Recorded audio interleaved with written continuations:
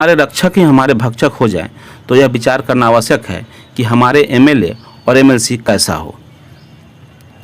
नमस्कार, मैं संजीव समीर और आप देख रहे हैं चौपाल संवाद लाइव। आज के इस वीडियो में निशाने पर हैं एमएलए और एमएलसी और उसका चुनाव, जिससे आपका भी सरोकार है। एक शिक्षक हैं तो इस वीडियो को ज़रूर देखें और शेयर करें। और मेरे YouTube वीडियो पर आप नए हैं तो चैनल को सब्सक्राइब कर लें, और इसे फेसबुक पर देख रहे हैं तो पेज को लाइक और शेयर कर दें। तो आइए देखते हैं पूरी रिपोर्ट।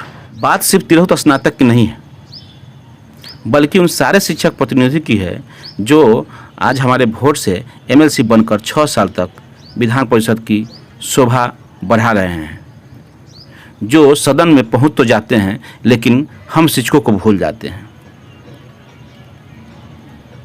ऐसे भी बहुत सारे प्रतिनिधि हैं जो तीन बार से जीत करके सदन में जा रहे हैं, सदन की शोभा बढ़ा रहे हैं, लेकिन वे अभी तक शिक्षकों के लिए कोई भी काज तो छोड़िए, एक आवाज़ तक भी उठाने का उन्होंने काम नहीं किया है। जब भी वे चुनाव जीतते हैं अपने काम में मग्न हो जाते हैं और प्रवासी होने का वे सबूत दे देते हैं। अक्सर वे अपने क्षेत्रों में नहीं होते हैं और शिक्षकों की समस्या का निराकरण करने के लिए उनके पास कोई समय नहीं होता है। जब चुनाव का वक्त आता है तो वे क्षेत्रों में भ्रमण करने लगते हैं और शिक्षकों की समस्या को, हल्की फुल्की बातों को पेपर में, पत्रिका में और मीडिया में उछालना शुरू कर देते हैं। लेकिन वस्तुतः वे सच में शिक्षकों के क्या मसीहा हैं, मेरे समझ से तो नहीं है। बात सिर्फ तिरहुत स्नातक की नहीं है, बल्कि उन सारे शिक्षक प्रतिनिधियों की है जो हमारे वोट तो एमएलसी बनकर 6 साल तक बिहार विधान परिषद की मात्र शोभा बढ़ाते हैं, जो सदन में जाते ही यह भूल जाते हैं कि हम जिनके मत से जीत कर यहाँ आए हैं उनके घरों में आज चूल्हा जला या नहीं, उनके बूढ़े माता पिता का परवरिश ठीक ढंग से हो रहा है या नहीं, उनके बच्चे को 2 जून की रोटी मैसर हो रही है या नहीं। वर्ष 2006 में नियोजन नियमावली के आने के पूर्व 2020 तक के सभी समसामयिक घटनाओं में हमारे इन प्रतिनिधियों की भूमिका हमारे आए दिन की समस्या के समाधान के दिशा में कैसी रही, सोचने की आवश्यकता है। उन 72 नियोजित शिक्षकों का क्या कसूर था जो उन्हें असामयिक मौत के मुंह में ढकेला गया।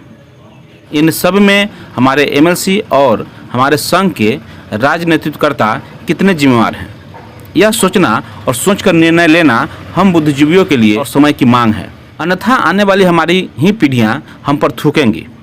ये कुछ चंद सवाल हैं जो हमें यह सोचने के लिए मजबूर कर दिया है, और माध्यमिक, उच्च माध्यमिक शिक्षकों और पुस्तकालयाध्यक्षों के लिए शिक्षक प्रतिनिधि एमएलसी ही नहीं बल्कि शिक्षक संघ के पदधारक भी रहे हैं, और कुछ तो अभी भी हैं।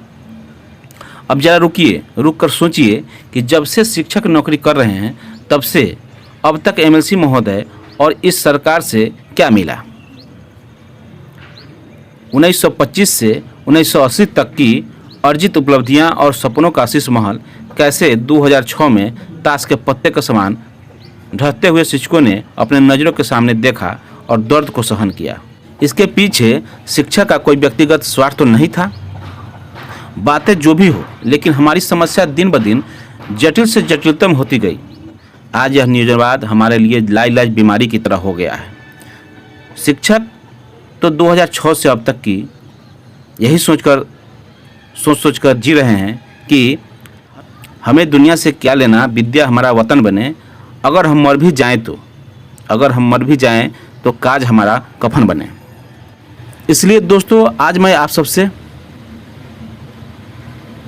करबद्ध निवेदन कर रहा हूं और इतना कहूंगा कि तिरहुत स्नातक का एमएलसी चुनाव आने वाले समय में नियोजित शिक्षक के भाग को बदलेगा, और एक अच्छे और सच्चे प्रतिनिधि जो दिन रात शिक्षा के हित में सोचते हैं, काम करते हैं, उन्हें चुनने का समय आ गया है। अगर अड़चन बनेगी सरकार तो सरकार को बदला जाएगा। इसलिए मैं पुनः आग्रह करता हूं कि सोच बदलो, सितारे बदल जाएंगे। नज़र बदलो, नज़ारे बदल जाएंगे। किश्तियाँ बदलने को कौन कहता है?